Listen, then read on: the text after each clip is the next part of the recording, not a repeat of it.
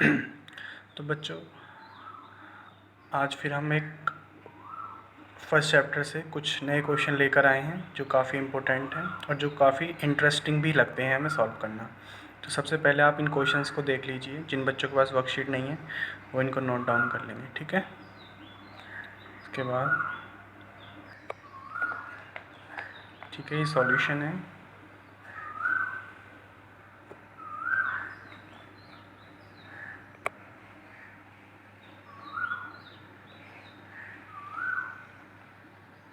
तो चलिए हम स्टार्ट करते हैं क्वेश्चन नंबर 1 से। देखिए क्वेश्चन नंबर 1 में क्या है कि अगर n कोई पॉजिटिव इंटीजर है तो हमें शो करना है कि n² - 1 हमेशा 8 से डिविजिबल होगा, ठीक है।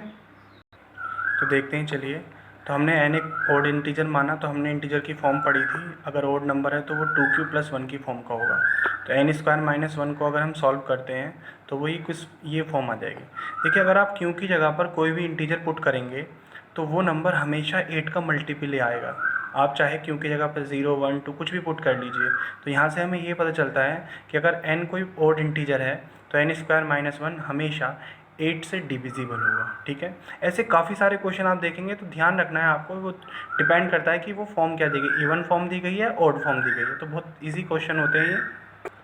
क्वेश्चन नंबर 2 देखिए, ए और बी जो हैं वो दो ओड पॉजिटिव इंटीजर हैं और हमें यहाँ पर दिया गया है ए बी से बड़ा है और हमें यहाँ पे देखना है कि a + b/2 और a - b/2 जब हम सॉल्व करके लाएंगे तो इन दोनों में से एक फॉर्म अगर ओड है तो दूसरी इवन होगी, ठीक है। दोनों ओड या दोनों इवन नहीं हो सकती हैं। तो देखिए यहाँ पर कि भाई अगर दोनों ओड नंबर हैं तो वो कुछ इस फॉर्म के होंगे। तो मैंने a + b/2 किया तो यहाँ से एक फॉर्म निकल कर आई, a - b/2 किया तो यहाँ से एक फॉर्म निकल कर आई। तो ये सबसे पहले मैंने एक छोटा एग्जाम्पल लिया कि भाई मैंने q1 और q2 को दो इंटीजर माना, क्योंकि ये इंटीजर हैं। तो इनको पुट किया तो मैंने देखा कि भाई एक इवन आ रहा है, एक इवन आ रहा है और एक ओड आ रहा है। तो इसके लिए मैंने एक टेबल बनाई जिससे आप ईजिली समझ सकते हैं कि दोनों नंबर, अगर एक इवन है तो दूसरा ओड होगा, एक ओड है तो दूसरा इवन होगा। दोनों ओड या दोनों इवन नहीं हो सकते हैं। देखिए यहाँ पर मैंने q1 को ओड नंबर लिया और q2 को ओड, दोनों ओड लिए।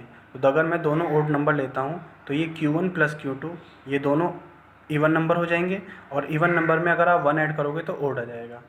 ओड नंबर में से अगर आप किसी ओड नंबर को माइनस करते हैं तो हमेशा इवन नंबर मिलता है।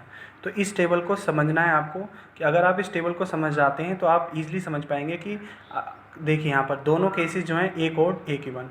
अगर एक इवन आ रहा तो दूसरा ओड, कभी भी दोनों ओड या दोनों इवन नहीं आएंगे, ठीक है। क्वेश्चन नंबर 3 देखिए, यहाँ पर हमें 3 नंबर दिए गए हैं और हमें यहाँ पर HCF फाइंड करना है यूक्लिड डिवीजन एल्गोरिथम की हेल्प से। तो सबसे पहले क्या करना होता है, 3 नंबर में से जो सबसे बड़े 2 नंबर हैं उनको चूज़ किया और ईज़िली हम क्या करेंगे यहाँ पर कि जो सबसे बड़ा नंबर है उसको छोटे नंबर से डिवाइड करेंगे, ठीक है। और तब तक डिवाइड करेंगे जब तक वो कंप्लीट डिवाइड ना हो जाए। जैसे हम पहले डिवाइड किया, उसके बाद जो रिमाइंडर आएगा वो रिमाइंडर फर्स्ट डिवीज़र को डिवाइड करेगा, फिर रिमाइंडर सेकंड डिवीज़र को डिवाइड करेगा और ऐसे डिवाइड करते रहेंगे। तो यहाँ से हमने 693 को डिवाइड किया 565 से 1 टाइम और रिमाइंडर इतना है। उसके बाद फर्स्ट डिवाइज़र को डिवाइड करेंगे रिमाइंडर से और फिर डिवाइज़र को डिवाइड करेंगे रिमाइंडर से, और उस रिमाइंडर को जो लास्ट में कंप्लीट डिवाइड करता है, ठीक है, जो डिवाइज़र लास्ट में कंप्लीट डिवाइड करता है उसी डिवाइज़र को हम HCF बोलते हैं। लेकिन यहाँ पर 3 नंबर हैं, इसका मतलब हमें अभी ये चेक करना होगा कि ये फर्स्ट नंबर और इन दोनों का HCF कितना आ रहा है। तो मैंने जब डिवाइड किया 63 से 441 को तो ये कंप्लीट डिवाइड हो गया। इसका मतलब 63 जो है वो इन तीनों नंबर का HCF है।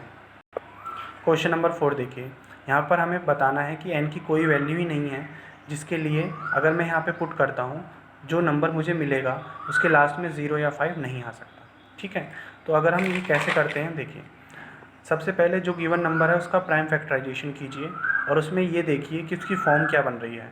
अगर वो फॉर्म इससे मिलती हुई है, 2 की पावर 5 की पावर से मिलती हुई है, तो 100% n की किसी भी वैल्यू के लिए उसके लास्ट में 0 या 5 आएगा। लेकिन अगर वो फॉर्म इस फॉर्म से नहीं मिल रही है तो कभी भी n की किसी भी वैल्यू के लिए इसके लास्ट में 0 या 5 नहीं आ सकता है, ठीक है। तो आपको इस फॉर्म पे ध्यान देना है। चलिए क्वेश्चन नंबर 5 क्या है, आपके पास 2 नंबर हैं जो दोनों नंबर इन तीनों नंबर से, इन सभी नंबरों से डिविजिबल हैं। तो आप कैसे चेक करेंगे कि ये दोनों नंबर इन सभी नंबरों से डिविजिबल हैं। इसका मतलब क्या है कि इन नंबरों में जो सब डिविजिबल हैं तो आप ये देखिए कि इनका जो LCM है वो क्या आ रहा है, क्योंकि अगर ये दोनों नंबर इनके एलसीएम से डिवाइड हो गए तो ये दोनों नंबर इन सभी नंबरों से डिवाइड हो जाएंगे। तो मैंने क्या किया है, देखिए मैंने सबसे पहले इनका एलसीएम निकाला। एलसीएम कैसे निकाला, मैंने इनको प्राइम फैक्टराइज किया, फिर जो हाईएस्ट पावर होती है नंबर की उनको लिया, मल्टीप्लाई किया 75 एलसीएम आ रहा है, और 75 से दोनों नंबर डिविजिबल हैं। ठीक है, अब मुझे इनका एचसीएफ फाइंड करना है। तो एचसीएफ क्या होता है कि दोनों नंबर को डिवाइड करने वाला हाईएस्ट कॉमन फैक्टर। तो एचसीएफ निकाला मैंने यूक्लिड डिवीजन एल्गोरिथम से। तो दोनों नंबर का जब मैं एचसीएफ निकालूंगा तो सबसे पहले ये डिवीज़न मैंने करके दिखा दिया जिससे आप कंफ्यूज ना हो। तो देखो फिर मैंने फर्स्ट नंबर को डिवाइड किया स्मॉल नंबर से, ठीक है, उसके बाद रिमाइंडर 375 है तो 375 किसको डिवाइड करेगा, फर्स्ट डिवीज़र को। उसके बाद रिमाइंडर आया 150, किसको डिवाइड करेगा, सेकंड डिवीज़र को। और लास्ट में जो रिमाइंडर है 75 वो डिवाइड कर रहा है कम्प्लीटली। इसका मतलब जो लास्ट वाला डिवाइज़र होता है वही आपका क्या होगा, एचसीएफ। ठीक है, तो आप यहाँ पर देख पा रहे हैं कि इन दोनों नंबर को जो डिवाइड किया गया था इन सभी नंबरों से, तो इनमें सबसे बड़ा नंबर कौन था, 75। इसका मतलब इन सभी नंबरों को डिवाइड करने वाला जो हाईएस्ट नंबर है वो 75 है। इसी वजह से एचसीएफ भी कितना है, 75। ठीक है, तो यहाँ पर ही कुछ इंपॉर्टेंट क्वेश्चन थे आपके लिए। ठीक है, इनको समझना है। ठीक है।